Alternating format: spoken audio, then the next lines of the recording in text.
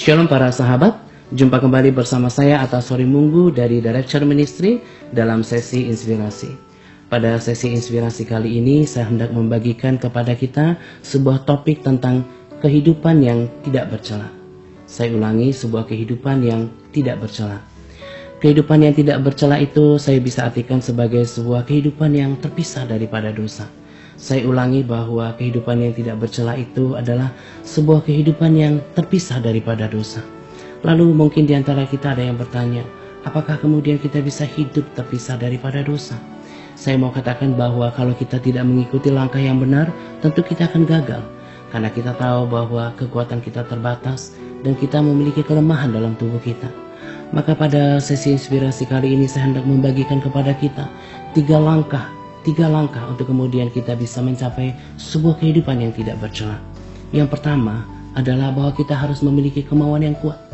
Kemauan yang kuat menjadi modal dasar yang pertama untuk kita bisa melangkah kemudian kepada langkah yang kedua. Kalau kita tidak memiliki kemauan yang kuat, tentu kita akan gagal. Kemauan yang kuat di dalam diri kita untuk kita kemudian terpisah daripada dosa, itu menjadi dasar yang utama. Langkah yang kedua adalah kita harus memiliki komitmen yang tinggi. Komitmen yang tinggi ini sangat dibutuhkan. Mengapa? Mengingat di depan ada tantangan yang sangat berat. Kita harus menyangkal diri dan memikul salib dan tetap tunduk kepada otoritas firman Tuhan. Maka dibutuhkan komitmen yang tinggi untuk kita tetap berjalan sesuai dengan kebenaran firman Tuhan yang akan memisahkan kita daripada dosa. Lalu langkah yang ketiga adalah mengandalkan kekuatan daripada Tuhan. Orang yang mengandalkan kekuatan Tuhan seperti menyerap kekuatan yang memampukan Tuhan hidup sempurna.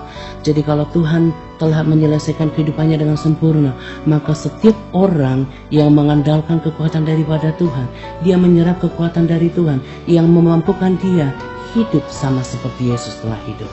Sahabat, kiranya sesi inspirasi pada kesempatan kali ini dapat menginspirasi kita.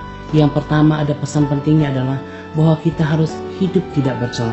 Kalau kita membaca firman Tuhan di Kejadian, dikatakan bahwa Tuhan meminta kepada Abraham, hiduplah di hadapanku dengan tidak bercela.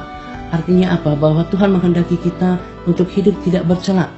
Kalau Tuhan katakan bahwa hiduplah di hadapanku dengan tidak bercela, artinya bahwa kita memang bisa melakukan itu. Saya percaya bahwa Tuhan tidak akan pernah menyuruhkan kita untuk melakukan sesuatu yang tidak mungkin kita lakukan. Dan kehendak yang sama Tuhan taruh di dalam kehidupan kita, ada tugas yang sama bahwa kita harus hidup dengan tidak bercela. Bahkan di dalam perjanjian baru beberapa kali Tuhan katakan bahwa Tuhan menghendaki kita hidup tanpa cacat, tanpa celah sampai mendekati kedatangannya yang kedua kali. Karena itu para sahabat, mari kita memperbaiki kehidupan kita untuk kemudian menangkap pesan dari sesi inspirasi kali ini, bahwa Tuhan menghendaki hal yang sama dalam kehidupan kita. Kita harus hidup dengan tidak bercela. Lalu kemudian pada sesi inspirasi ini kita mengetahui bahwa ada tiga langkah yang kita harus miliki. Pertama, kita harus memiliki kemauan yang kuat. Lalu kita harus memiliki komitmen yang tinggi. Dan kita harus mengandalkan kekuatan yang daripada Tuhan. Demikianlah sesi inspirasi kita pada kesempatan ini para sahabat. Nantikan saya kembali pada sesi inspirasi selanjutnya. Tuhan Yesus memberkati kita. Salam dari Jar.